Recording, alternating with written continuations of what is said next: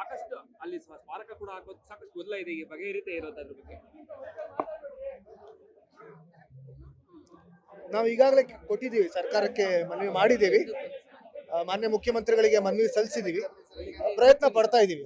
Sir, ಈಗ double ಸಭಾ ಪ್ರಶಸ್ತಿ ಬಂದಿದೆ, ಹುಟ್ಟುಹಬ್ಬ ಇವತ್ತು, ಹೇಳಲಿಕ್ಕೆ ತುಂಬಾ ಅಂದ್ರೆ ತುಂಬಾ ಸಂತೋಷ ಇದೆ. ಈ ಒಂದು ಸಂತೋಷನ ಮಾತುಗಳಲ್ಲಿ ಪದಗಳಲ್ಲಿ ವ್ಯಕ್ತಪಡಿಸೋದಕ್ಕೆ ಅಸಾಧ್ಯ.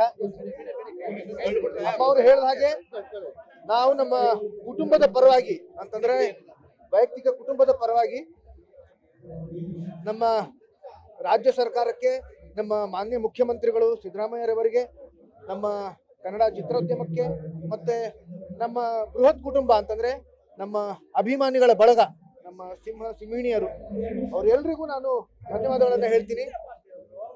ತಮ್ಮ ಒಂದು ಸಹಕಾರದಿಂದ ಅಪ್ಪ ಅವರಿಗೆ ಅವರ ಅರ್ಹತೆಗೆ ತಕ್ಕ ಒಂದು ಗೌರವ ಸಲ್ಲಿದೆ.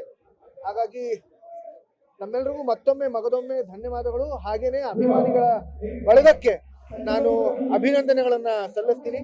ತಾವೆಲ್ಲರೂ ನಮ್ಮ ಜೊತೆಯಲ್ಲೇ ಇರಿ, ತಾವೇ ನಮಗೆ ಶ್ರೀರಕ್ಷೆ. ಈ ಸಂದರ್ಭದಲ್ಲಿ ಬೆಂಗಳೂರಲ್ಲಿರ್ತಕ್ಕಂಥ ಸಾಕಷ್ಟು ಅಭಿಮಾನಿಗಳು ಬೇಸರದಲ್ಲಿದ್ದಾರೆ, ಅಲ್ಲಿ ನಾವು ಸಂಭ್ರಮವನ್ನು ಮಾಡ್ಲಿಕ್ಕೆ ಆಗ್ಲಿಲ್ಲ ಅಭಿಮಾನಿ ಸ್ಟುಡಿಯೋದಲ್ಲಿ ಅನ್ನೋ ಒಂದು ವಿಚಾರ. ಅದಕ್ಕೋಸ್ಕರ ನಾವು ಪ್ರಯತ್ನ ಪಡ್ತಾ ಇದ್ದೀವಿ. ತಮ್ಮೆಲ್ಲರಿಗೂ ಈಗಾಗಲೇ ಗೊತ್ತಿರೋ ಹಾಗೆ ಭಾರತೀಯಮ್ಮ ಅವರು ಮತ್ತೆ ನಾವು ಮಾನ್ಯ ಮುಖ್ಯಮಂತ್ರಿಗಳಿಗೆ ಇದನ್ನ ಮನವಿ ಸಲ್ಲಿಸಿದ್ದೀವಿ.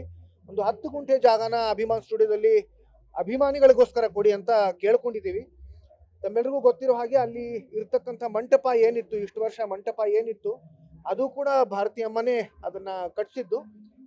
ಅಲ್ಲಿ ಆಗೋದೇ ಇಲ್ಲ ಅಂತ ನಮಗೆ ಗೊತ್ತಾದ ಮೇಲೆ, ಮಾನ್ಯ ಮುಖ್ಯಮಂತ್ರಿಗಳೇ ನಮ್ಮನ್ನ ಸೂಚಿಸಿದ ಮೇಲೆ, ನಾವು ಅಲ್ಲಿ 6.5 ವರ್ಷ ಪ್ರಯತ್ನ ಪಟ್ಟದ ಮೇಲೆ ಆಗೋದೇ ಇಲ್ಲ ಅಂತ ಗೊತ್ತಾದ ಮೇಲೆ, ಮೈಸೂರಲ್ಲಿ ಯಾವಾಗ ಮಾಡಬೇಕು ಅಂತ ನಿರ್ಧಾರ ತಗೊಂಡ ಮೇಲೆ ಇಲ್ಲಿ ಬಂದರೂ ಕೂಡ ನಾವು ಅದನ್ನ ತೆಗೆದಿಲ್ಲ. ಆ ಒಂದು ಸ್ಮಾರಕನ, ಆ ಮಂಟಪನ ತೆಗೆದಿಲ್ಲ. ಕಾರಣ ಒಂದೇ, ಅಭಿಮಾನಿಗಳು ಬರ್ತಾ ಇದ್ದಾರೆ, ಅಭಿಮಾನಿಗಳು ಪೂಜೆ ಸಲ್ಲಿಸ್ತಾ ಇದ್ದಾರೆ, ಅಭಿಮಾನಿಗಳಿಗೆ ತೊಂದರೆ ಆಗಬಾರ್ದು, ಅವರ ಒಂದು ಭಾವನೆಗೆ ಧಕ್ಕೆ ಉಂಟಾಗಬಾರ್ದು ಅನ್ನೋ ದೃಷ್ಟಿಯಲ್ಲಿ ನಾವು ಅದನ್ನ ಹಾಗೆ ಇಟ್ಕೊಂಡಿದ್ವಿ. ಆದ್ರೆ ಇತ್ತೀಚೆಗೆ ನಮ್ಮೆಲ್ಲರಿಗೂ ಗೊತ್ತಿರೋ ಹಾಗೆ ಒಂದು ದುರ್ಘಟನೆ ನಡೀತು, ಅದು ತೆರವುಗೊಳಿಸಿದ್ರು. ಹಾಗಾಗಿ ಮತ್ತೆ ಆಮೇಲೆ ಅದರ ಜೊತೆಗೆ ಬಾಲಣ್ಣವ್ರ ಕುಟುಂಬಕ್ಕೆ ಅದು ಜಾಗ ಸೀಮಿತ ಅಂತ ಇತ್ತದು. ಹಾಗಾಗಿ ನಾನು ಸಾಕಷ್ಟು ಬಾರಿ ಅಭಿಮಾನಿಗಳ ಸಮ್ಮುಖದಲ್ಲೇ ವಿಡಿಯೋ ಮಾಡಿ ಅಭಿಮಾನ್ ಸ್ಟುಡಿಯೋದ ಮಾಲೀಕರು ಅಂತಂದ್ರೆ ಬಾಲಣ್ಣ ಅವ್ರ ಕುಟುಂಬದವರಿಗೆ ಮನವಿ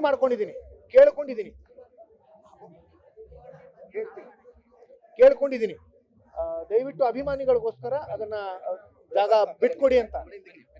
ಯಾವಾಗ ಇದು ಸರ್ಕಾರ ವಶಪಡಿಸ್ಕೊಳ್ತೋ ಅವಾಗ ನಾವು ಸರ್ಕಾರಕ್ಕೆ ಹೋಗಿ ಕೇಳ್ಕೊಂಡಿದ್ದೀವಿ. ಅಭಿಮಾನ್ ಸ್ಟುಡಿಯೋ ಅದು ಗಣೇಶ್ ಅವರ ಒಂದು ಮಾಲೀಕತ್ವದಲ್ಲಿ ಇದ್ದಾಗ ನಾವು ಸರ್ಕಾರಕ್ಕೆ ಕೇಳಕ್ ಆಗ್ತಿರ್ಲಿಲ್ಲ. ಯಾಕಂತಂದ್ರೆ ಸರ್ಕಾರ ಅದಕ್ಕೆ ದುಡ್ಡು ಖರ್ಚು ಮಾಡಿ ಅದನ್ನ ತಗೋಬೇಕು. ಸರ್ಕಾರ ಈಗಾಗಲೇ ಅದು ಆಗೋದೇ ಇಲ್ಲ ಅಂತ ಒಂದು ಹೇಳಿತ್ತು. ಎರಡನೇದಾಗಿ ಇದಕ್ಕೋಸ್ಕರ ಒಂದು 14 ಕೋಟಿ ಖರ್ಚು ಕೂಡ ಮಾಡಿದೆ ಇಲ್ಲಿ ಮೈಸೂರು ಸ್ಮಾರಕಕ್ಕೋಸ್ಕರ. ಮತ್ತೆ ಕೇಳಕ್ಕಾಗಲ್ಲ.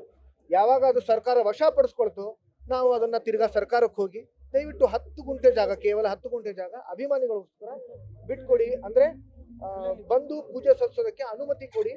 ಅದಕ್ಕೆ ಸ್ಮಾರಕ ಏನಿದೆ, ಮಂಟಪ ಏನಿದೆ, ಅದು ನಾವೇ, ನಮ್ಮ ಕುಟುಂಬದವರೇ ನಾವೇ ಅದನ್ನ ಕಟ್ಟಿಸ್ತೀವಿ ಅಂತ ಕೇಳ್ಕೊಂಡಿದೀವಿ.